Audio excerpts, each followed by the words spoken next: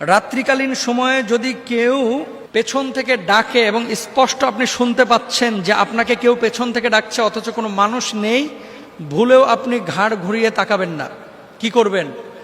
হয় বডিলি পুরোটা আপনি ঘুরবেন অথবা ঘাড় ঘুরিয়ে এভাবে তাকাবেন না। কি করবেন? যখন দেখতেছেন একবার, দুইবার, তিনবার আপনাকে ডাকছে, আয়াতুল কুরসিটা আপনি মনে মনে পড়ে নেবেন। আয়াতুল কুরসি পড়ে বডিলি আপনি পুরোটা ঘুরে যাবেন, দেখবেন কিচ্ছু না, ইনশাল্লাহ চলে যাবে এবং ভয়টাও কেটে যাবে। জিন আপনার কখনো টুটি চাপে ধরবে না যদি আপনি পবিত্র থাকেন, যদি আপনার ভিতরে আয়াতুল কুরসির সম্পদ থাকে। 2 নম্বর বিষয় আসেন, যখন আপনি রাস্তা দিয়ে হেঁটে যাবেন, সম্পর্ক আরও কিছু বিষয় বলে দিই। যখন রাস্তা দিয়ে হেঁটে যাবেন অনেক সময় দেখবেন কখনো পেছন থেকে বিড়াল দৌড় মারতেছে অথচ বিড়াল এই সময় থাকার কথা না। কখন থেকে কুকুর আপনার পেছনে পেছনে দৌড়াচ্ছে অথচ কুকুর এই সময় রাস্তায় থাকার কথা না। এবং আপনাকে দেখার পর অতিরিক্ত উত্তেজিত হয়ে গেছে। আপনি দেখতে পাচ্ছেন সাপ আপনার পেছনে আপনাকে অনুসরণ করছে, প্রথমে সাপকে ইট তুলে মারবেন না।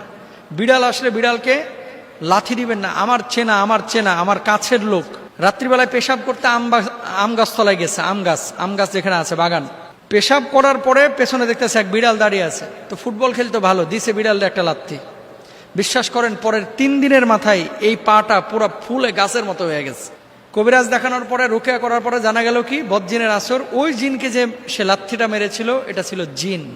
এখন আপনাকে আমি যে বিষয়টি বলি, জিনের প্রভাবে মানুষের শারীরিক ক্ষতি হয়, এটা সবাই একমত। জিন আছে, এটাও একমত। জিন 2টা সুরত ধারণ করতে খুব পছন্দ করে, একটা হচ্ছে বিড়ালের সুরত আর একটা হচ্ছে সাপের সুরত, মানে আকার আকৃতি।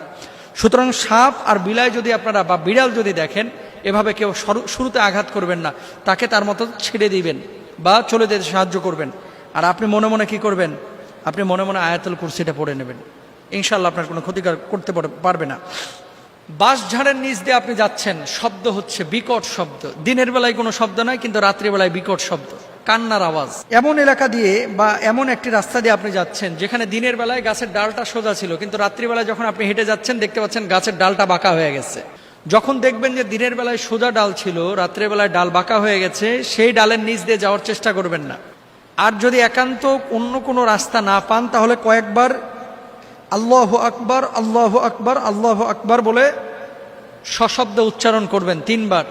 তারপরে আয়াতুল কুরসি পড়ে আপনি সেই গাছের নিচ দিয়ে যেতে পারেন। অনেক সময় দুষ্ট জুনেরা খেলাধুলা করে এবং এই সমস্ত কাজগুলো করে থাকে। নির্জন জঙ্গল থেকে আপনার নাম ধরে কেউ ডাকছে রাত্রিকালীন সময়ে, এটা হয় গ্রাম অঞ্চলে বিশেষ করে। বাড়ির পাশে গরুস্থান আছে অথবা বাড়ির পাশে পুকুর বা পুষ্করণী আছে, বাড়ির পাশে কোনো জঙ্গল আছে, আপনারা কে যেন নাম ধরে ডাকছে। হঠাৎ ঘুম থেকে জাগ্রত হলেন, কে যেন আমাকে নাম ধরে ডাকছে। জানলা খুলে দেখেন কিছুই নাই। আপনাকে একটা বিষয় বলি, যখন নাম ধরে কেউ ডাকবে হুট করে তার সামনে বের হয়ে চলে যাবেন না, আপনার ক্ষতি হতে পারে। তাহলে আপনি কি করবেন? যখন আপনার নাম ধরে ডাকা হবে আয়াতুল কুরসি পড়বেন, পড়ে চারিদিকে ফুৎকার দিবেন ইনশাআল্লাহ। দেখেন আয়াতুল কুরসি কিন্তু মারাত্মক জিনিস, এই আয়াতগুলোর কিন্তু অনেক পাওয়ার। এই আয়াতগুলো মুখস্থ করে নিন। রাস্তা দিয়ে হেঁটে যাচ্ছেন, মনে হচ্ছে গাছের মাথায় কে যেন বসে আছে, হয় না এরকম? রাত্রিকালীন সময় মনে হচ্ছে যে কে যেন বসে আছে ছায়ার মতো, আবার কাছে যেয়ে দেখছেন কিচ্ছু নাই। যখন এরকম অস্তিত্ব দেখবেন তখন মাথা উঁচু করে তাকাবেন না, মাথা নিচু করে আল্লাহু আকবার, আল্লাহু আকবার বলবেন এবং আয়াতুল কুরসি বলে মাথা নিচু করে আপনি সরে যাবেন, ওই নিচ দিয়ে চলে যাবেন। বারবার উপরে তাকাবেন না, ক্ষতি হবে। হঠাৎ ঘরে দেখতে পেলেন, আপনি ঘরে ঢোকার পরে আপনার মতো কেউ চেয়ারে বসে আছে অথবা আয়নার সামনে কেউ দাঁড়িয়ে আছে, অথবা আপনার বাপ মারা গেছে, মা মারা গেছে, আপনার বাপ মার মতো কেউ যেন দাঁড়িয়ে আছে। খবরদার, যদি এরকমটা হয়ে থাকে তাহলে আপনারা আপনার মতো কাউকে দেখলে আল্লাহু আকবার বলে চিৎকার দেবেন এবং আয়াতুল কুরসি পড়বেন।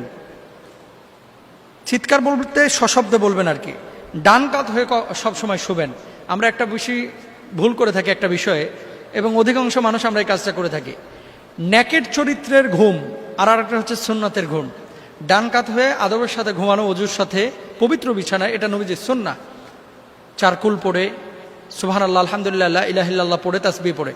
আর কিছু মানুষ দেখবেন আপনারা, যারা নিতম্বকে ওপরে এবং লজ্জাস্থানকে নিচে দিয়ে বুকটাকে বালিশের ওপরে দিয়ে 2 হাত ছড়িয়ে নেকেটের মতো শুয়ে থাকে, নাউজুবিল্লাহ। মানে নেকেট চরিত্রের, যেটাকে অশ্লীল চরিত্রের বলা হয়ে থাকে বা অশ্লীল আকৃতির বলা হয়ে থাকে, এরকম কোনো অশ্লীল আকৃতি দিয়ে আপনি শুয়ে থাকবেন না। এই চরিত্রটা বা এই আকৃতিটা জিনের খুব পছন্দ, এবং এই ধরনের প্রবলেম আপনি ফেস করবেন যদি এইভাবে নিয়মিত শুয়ে থাকেন। বোবা জিন ধরবে, তারপরে এই বজ্জিনের আসর ঘটবে।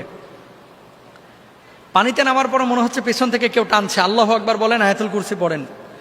কুকুর বিড়াল রাতে যদি দেখেন তাহলে সামনে একটা গোল দাগ দিবেন, সামনে একটা গোল দাগ দিবেন, যে পথে আপনি হেঁটে যাচ্ছেন ওই গোল দাগের উপর আপনি দাঁড়াবেন এবং দোয়া ইউনুস পড়বেন, লা ইলাহা ইল্লা আনতা সুবহানাকা ইন্নী কুনতু মিনাজ জালিমিন। রাতের বেলায় আয়না কম দেখবেন। যদি আপনি কোনো মিষ্টি জাতীয় জিনিস রাস্তাঘাটে বসে খান নির্জন এলাকায়, ওখানে যদি কোনো প্রাণী এসে হাজির হয় তাহলে এই মিষ্টি জাতীয় জিনিসটা তারা শেয়ার করবেন। তৈলাক্ত কোনো মিষ্টি জাতীয় জিনিস এগুলো রাত্রিবেলায় হাতে নিয়ে মুভ করবেন না, কারণ কি এগুলো জিনদের পছন্দের খাবার। আর যখন আপনি এগুলো নিয়ে মুভ করবেন তখন আপনাকে জিনেরা অনুসরণ করবে। এই জিনিসগুলো অনেক গবেষণা করে স্কলাররা বের করেছেন, আপনাদের সামনে পেশ করলাম। এবং জিন আল্লাহ রাসূল সাল্লাল্লাহু আলাইহি ওয়াসাল্লাম নিজে দেখেছেন, নবীজির কাছে জিনেরা বাইয়াত হয়েছে, জিনদের অস্তিত্ব আছে, এটা আমরা বিশ্বাস করি। এটা বিশ্বাস না করলে ঈমান থাকবে না। আল্লাহ তাআলা আমাদের সহজ করুন, বুঝার তৌফিক দান করুন।